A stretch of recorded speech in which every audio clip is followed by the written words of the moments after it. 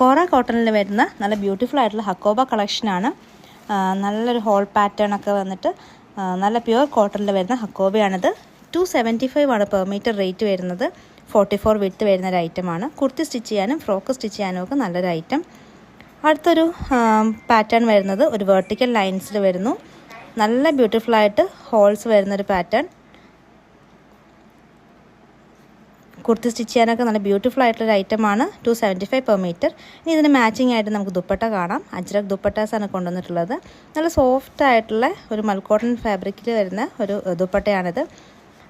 അജ്രക് പ്രിൻ്റാണ്. നമുക്ക് ഏറ്റവും ഫാസ്റ്റ് മൂവിങ് ആയിട്ടുള്ളൊരു പ്രിൻറ്റിലാണ് വന്നിട്ടുള്ളത്. ടാസൽസൊക്കെ അറ്റാച്ച്ഡ് ആയിട്ടുണ്ട് 2 എൻഡിനും.